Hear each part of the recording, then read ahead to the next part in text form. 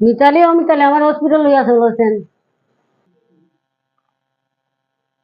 বামে বামে বামে ওহন না বিকালে চিমু ওহন আমার হালতে দেন। ইস আমার ইমার্জেন্সি, তোমার খেলার খেলা, খেলার খেলা। কিতা হইছে? বালা মানুষ তো ঘুমাইলা ওহন আস্তে মাস্তে কিতা হয়ে গেল আপনার? অত ইমার্জেন্সি কিতা হয়ে গেছে আপনার?